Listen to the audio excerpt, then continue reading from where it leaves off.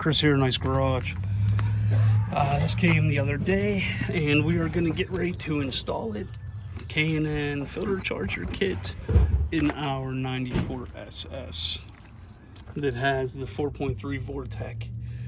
I'm not crazy about this motor because of the known issues with this, but I'm gonna change it anyway, and then we're gonna keep all this original stuff in storage because I want to be able to put this truck and make it all original at some point if needed.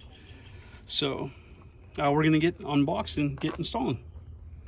Okay, so when removing this, you have a straight screw here. There's one here, but we don't need to take that out. Or flathead, not straight, you know what I mean. And then there's an air tube here that comes out, and then the air filter is actually down here. So we're going to remove all of this. This just pops out right here, and then there is an air sniffer thingy in the bottom of this, and I'll show you what that is. So apparently, changing this to this K&N thing, it's supposed to gain 7 to 8 horsepower. Yeah. So I'm looking forward to that. So we have almost everything off. Again, here's the air sniffer thingy. That was in the bottom of that. And then this tube right here came out of the side. Other than that, that's the only two things other than the air filter box and this mount right here that we had to take out. Or disconnect, I should say. Okay, so we are completely disassembled. The sun went down, so we're going to be working in the dark here. But see this slotted groove right there? That air intake box where the filter goes just lifts straight up. There's no bolts, nothing. Just goes in them two little grooves.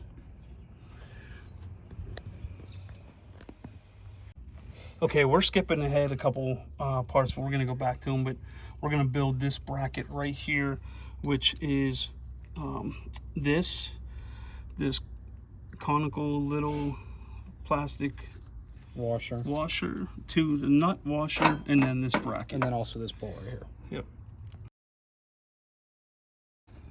Okay, this bracket actually mounts to the front of the alternator bracket, and that's what holds the air intake from hitting the alternator.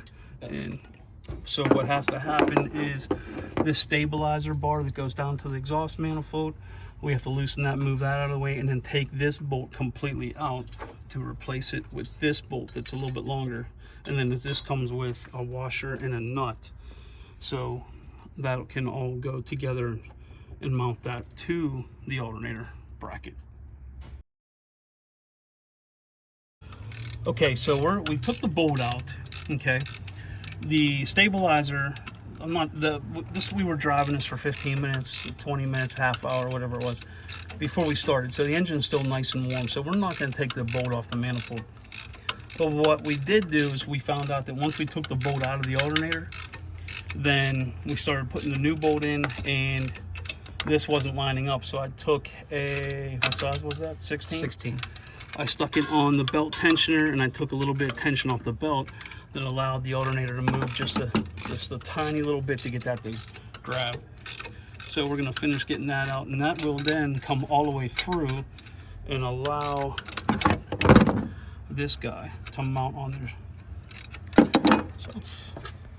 So we got the new bolt in from behind the alternator. We put the support bolt back in, and now we are tightening up this bolt here. And then we'll get ready to install the new intake pipe. Yep. All right, so yeah, we're working in the dark here, but there's a bolt right there, part of all this ABS contraption that we have to take out to then mount the shield. There you go, nice.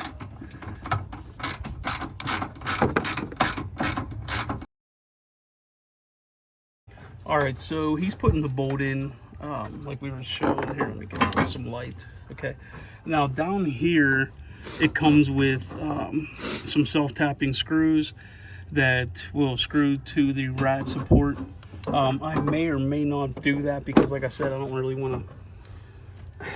Well, you know, somebody put a aftermarket alarm on here, so I mean, adding a couple more holes really is no big deal, I guess. This truck's not original, 100%. So, yeah, well, we'll get those bolts in. So, because it's dark, like I said, those two self-tapping bolts right there, I'm going to save for later. And there's also a rubber gasket that goes along, a rubber trim that goes along this whole metal bracket. I'm leaving that off for tonight also. I just want to get done and get this fired up and get home. Okay, we put the silicone hose on the throttle body first. I tightened the clamp on. It is an 8mm, basically radiator hose clamp. And we put the grommets in the air hose, and we stuck the sniffer in. And then we're gonna put this in there, clip the wiring on it, and then go ahead and put the filter on, and we're done. Well, we have a problem because there's not enough wire coming out for that sensor to be able to plug in. So I got to figure out how I'm going to get some little bit of length out of that sensor wire to plug that in.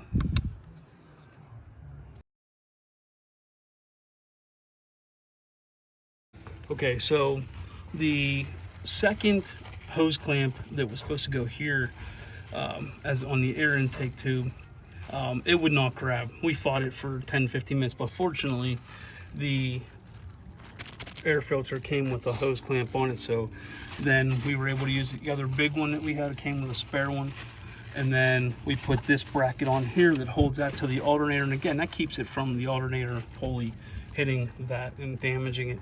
So now all we have to do is put the air filter back on, and then I'm going to do this gasket and that self-tapping another day. It's getting late, and we're not even going to be able to really fire this thing up and take it for a ride and see.